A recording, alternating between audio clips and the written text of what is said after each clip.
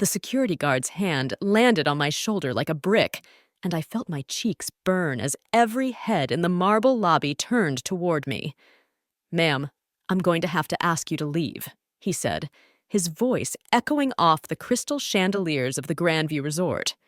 My heart hammered against my ribs as I clutched my worn purse tighter, the invitation trembling in my other hand.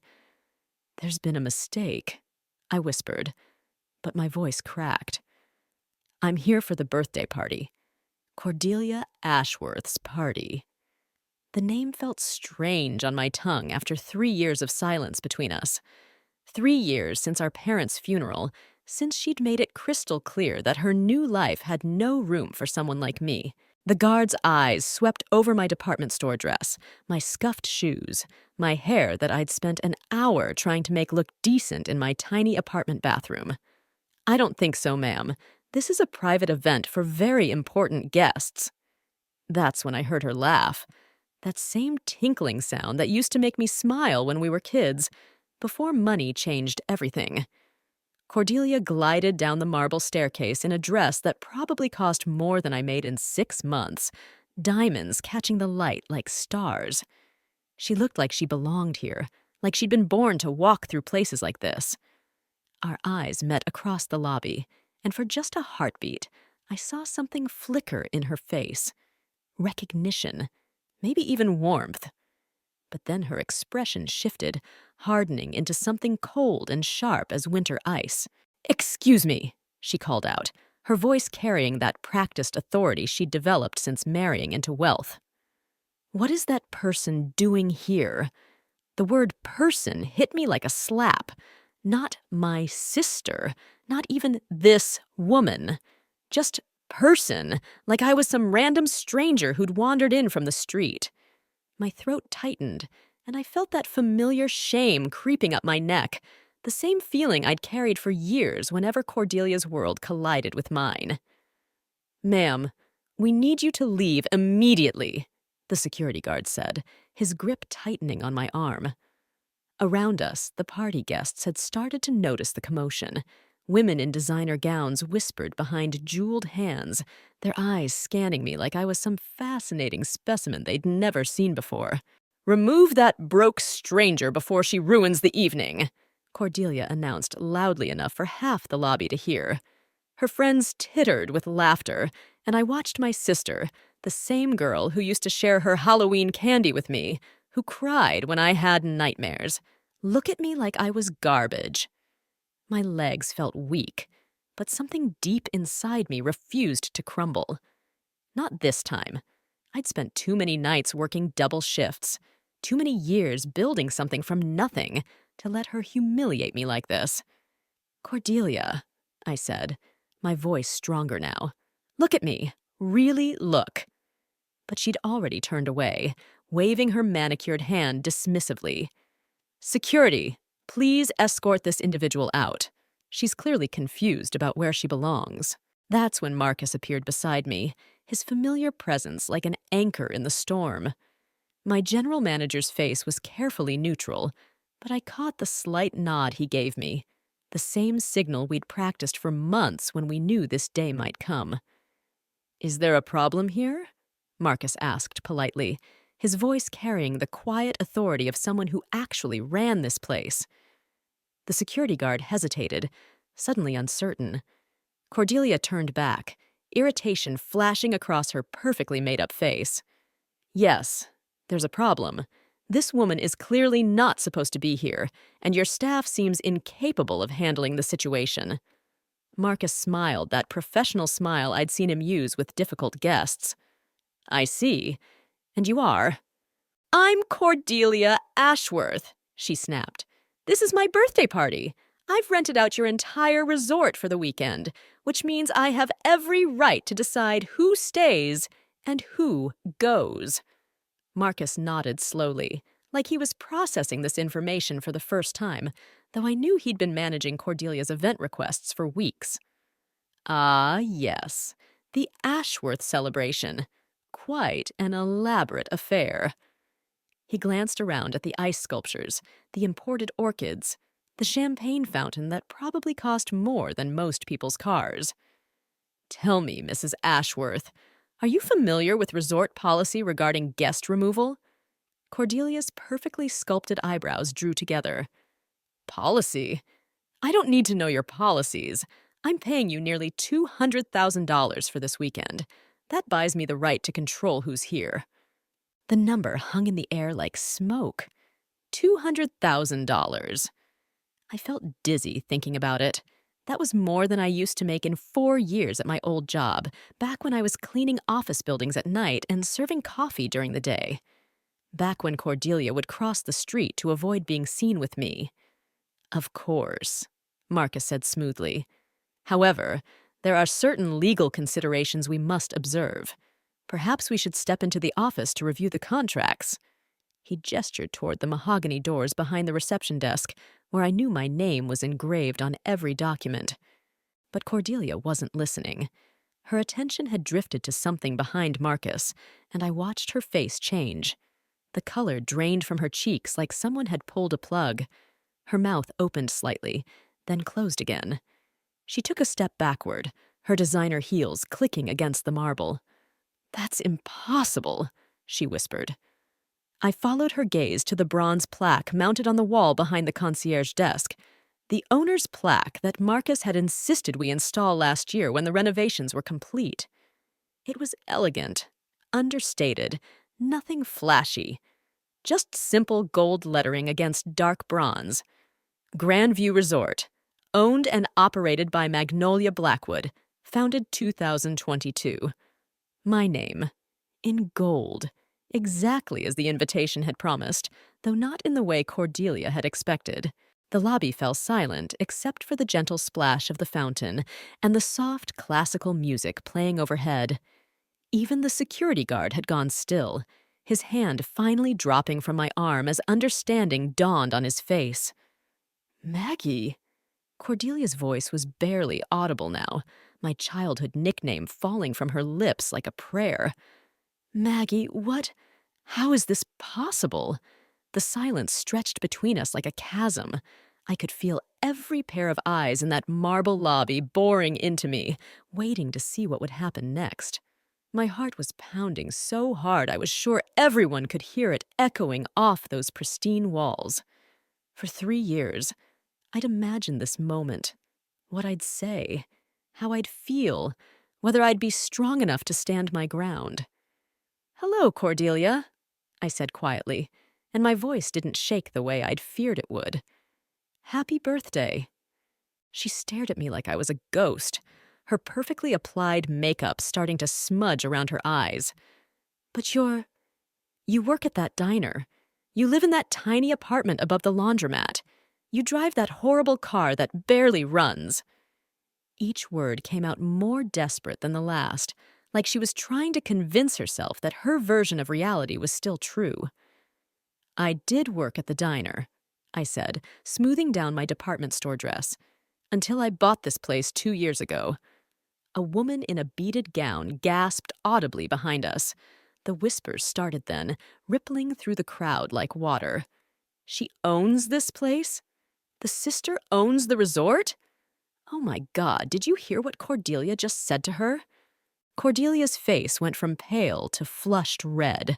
She looked around wildly, seeing her friends and social circles staring at her with a mixture of shock and something that looked suspiciously like glee. Nothing rich people loved more than watching someone else's humiliation unfold in real time. "That's impossible," she said again, but her voice was weaker now. "You don't have money. You never had money. Even when we were kids, you were always the one who couldn't afford things, who had to work while I got to focus on school and my future."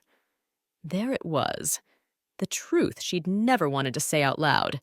I was the scholarship kid, the one who cleaned houses to pay for textbooks while she went to private school on our parents' savings. I was the one who got a job at 14 while she got piano lessons and riding lessons and everything else that money could buy. "You're right," I said, and I felt Marcus step closer to me, his presence reassuring. "I never had money, but I had something else." I paused, letting the words settle. I had the determination to build something instead of just marrying into it. The crowd around us had grown. More party guests were drifting down from the upper floors, drawn by the commotion. I could see phones coming out, people discreetly filming what was clearly going to be the social media sensation of the season. Cordelia's hands started shaking, and she pressed them against her stomach like she might be sick. "You don't understand," she whispered, glancing around at the faces watching us. "I had to marry Richard. After Daddy's business failed, after the bankruptcy, I had to find security somehow. I couldn't end up like—" She stopped herself, but we both knew how that sentence ended. "Like you." The words hit deeper than I expected them to. For a moment, I was 17 again, watching our father's construction company crumble, watching the bank take our house, watching Cordelia pack her bags for college while I dropped out to work full-time. She'd made her choice then. Find a rich husband, secure her future, never look back. And I'd made mine. "You want to know how I bought this place?" I asked, my voice carrying across the marble lobby. "I cleaned offices for 3 years, saved every penny. Then I started a cleaning business with 2 employees and 1 beat-up van. That grew into a property management company, then real estate investments, then hotels." I gestured around us at the crystal chandeliers, the imported marble, the gold fixtures. "I bought the Grandview when it was bankrupt and falling apart, just like I was, once upon a time." Someone in the crowd whispered, "That's incredible." Another voice said, "A real rags-to-riches story." But all I could see was Cordelia's face crumpling, tears starting to track through her foundation. "Maggie, I'm sorry," she said, and for the first time in 3 years, she sounded like my sister again. "I'm so sorry. I was ashamed. When Richard's friends would ask about my family, I didn't know what to say. How could I explain that my sister was cleaning toilets while I was shopping on Rodeo Drive?" The crowd had gone quiet again, sensing we'd moved past spectacle into something rawer. I felt Marcus's hand brush my arm gently, a reminder that I had choices here. I could throw her out. I could let her stay and suffer through the humiliation, or I could do something else entirely. "So you pretended I didn't exist," I said. "At Mom and Dad's funeral, you introduced your husband to everyone except me. You acted like the woman who raised you alongside our parents was just some random mourner who happened to show up." "I know." Her voice broke. "I know. And I've regretted it every single day since then. But I didn't know how to fix it. I didn't know how to bridge the gap between who I'd become and who you were. Who I was," I repeated slowly, "not who I am." The distinction hung in the air between us like a blade. Who I was versus who I am.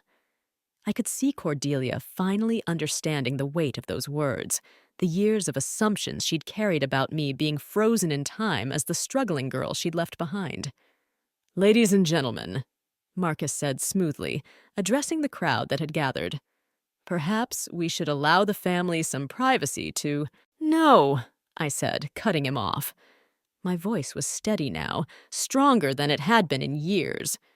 "They've all seen enough to gossip about for months anyway. Might as well hear the rest." I turned back to Cordelia, who was clutching her pearl necklace like a lifeline. "You want to know what the real difference is between us? It's not the money, Delia. It's not the success or the properties or any of that." I took a step closer, and she didn't back away this time. "The difference is that when life knocked me down, I got back up and fought for something better. When it knocked you down, you found someone else to carry you." Her face crumpled completely then. "You think I don't know that? You think I don't see what I've become? A trophy wife who spends her days planning charity luncheons and getting her nails done?" She gestured wildly at her perfect dress, her perfect hair, her perfect facade. "I'm miserable, Maggie. I have been for years." A murmur went through the crowd. This wasn't just entertainment anymore. This was real pain, real regret being aired in front of 50 of the wealthiest people in the county. I saw phones being lowered, faces shifting from amusement to discomfort. "Richard doesn't love me," she continued, her voice breaking. He loves the idea of me, the pretty young wife who makes him look successful. And I let him, because I was so terrified of ending up poor again that I traded everything else for security. I felt something shift inside my chest, a loosening of the anger I'd carried for so long. This wasn't the confident, cruel woman who dismissed me at our parents' funeral. This was my little sister, the one who used to crawl into my bed during thunderstorms, admitting that her golden life was actually a prison. "So, what do you want from me now?" I asked quietly. "Forgiveness? Or just a chance to feel better about yourself?"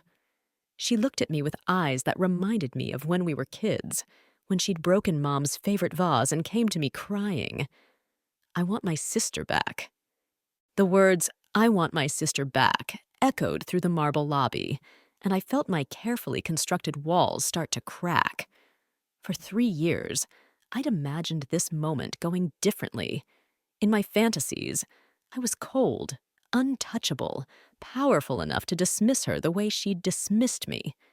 But looking at her now, really looking, I saw something I hadn't expected to find.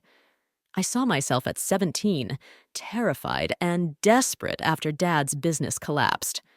The silence stretched between us, while 50 pairs of eyes watched and waited. I could feel Marcus beside me, patient and supportive as always, ready to follow whatever decision I made.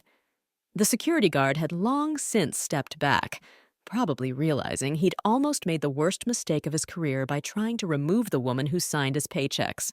"You know what I see when I look at you?" I said finally, my voice softer now, but still carrying across the lobby.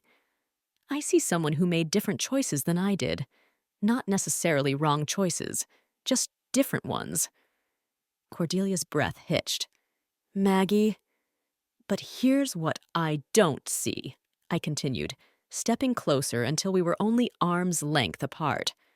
"I don't see the sister who used to sneak me extra cookies when Mom wasn't looking.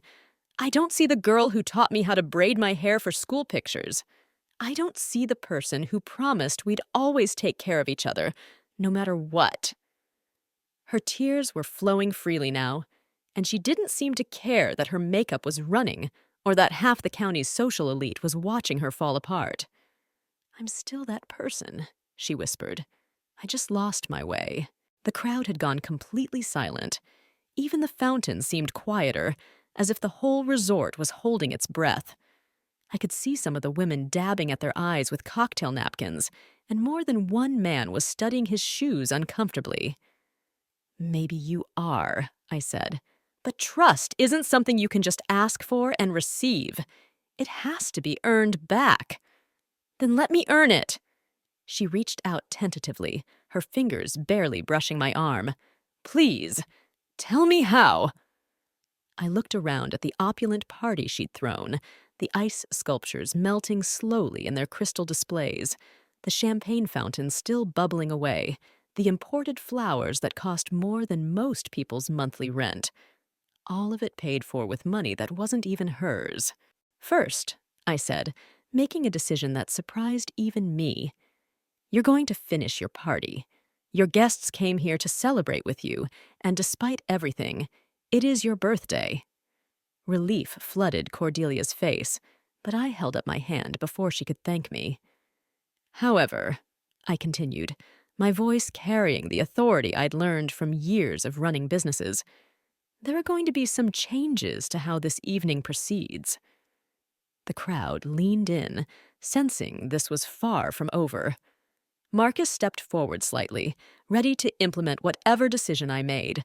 I could see him fighting back a smile. He'd been with me long enough to know that look in my eyes. "First, you're going to introduce me properly to your guests, not as some stranger who wandered in, but as your sister, the one who owns this resort." I gestured around the opulent lobby. "Second, you're going to explain to everyone here exactly how you knew me growing up and why you chose to pretend I didn't exist for the past 3 years." Cordelia's face went pale again, but she nodded. "And third? Third, You're going to call your husband and tell him the truth about tonight. About me. About this place. About the fact that his wife's family isn't quite as powerless as he thought. A murmur ran through the crowd. Richard Ashworth was known in these circles. Old money.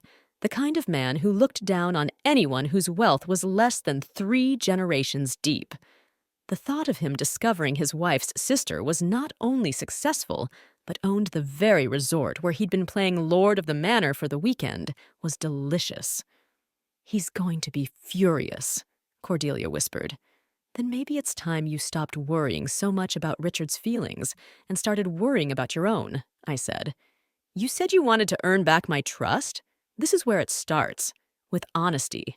She took a shaky breath, then turned to face the crowd of guests who'd been watching our family drama unfold like it was the evening's entertainment. "Everyone," she said, her voice trembling but growing stronger, "I need to introduce you to someone very important. This is my sister, Magnolia Blackwood. She's the owner of the Grandview Resort, and she's also the most successful person I know." The transformation was immediate. The same people who'd been whispering about me minutes ago suddenly straightened their postures, their expressions shifting from curiosity to respect. A few even stepped forward, extending their hands in greeting.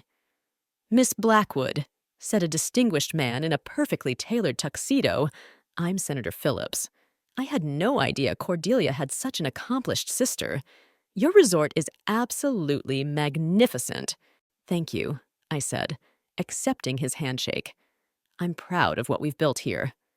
More introductions followed, each one a small victory. Business cards appeared in manicured hands, invitations to future events were extended, and suddenly I found myself surrounded by the same people who'd been watching my humiliation with entertainment just minutes before. The transformation was both gratifying and slightly nauseating. I could see exactly how shallow these relationships were, how quickly they shifted based on perceived power and wealth. But Cordelia still had one more task ahead of her, and we both knew it was going to be the hardest one. "I should call Richard," she said quietly, pulling out her phone with trembling fingers, "before someone else tells him what happened here tonight." "Use the private office," I offered, nodding toward Marcus. "You'll have privacy there." She looked at me with something that might have been gratitude, then walked toward the mahogany doors with the unsteady gait of someone heading toward their own execution. The crowd began to disperse slightly, some drifting back toward the ballroom where dinner was being served, others lingering near the bar to continue gossiping about what they'd witnessed. Marcus appeared at my side with a glass of champagne. "That was well handled," he said quietly. "Though I have to ask, are you sure about this? About what? Letting her stay? About opening yourself up to being hurt again?" His dark eyes were concerned, the way they got when he was worried I was making a decision with my heart instead of my head. "She's done this before, Magnolia. What makes you think she won't do it again when it's convenient?"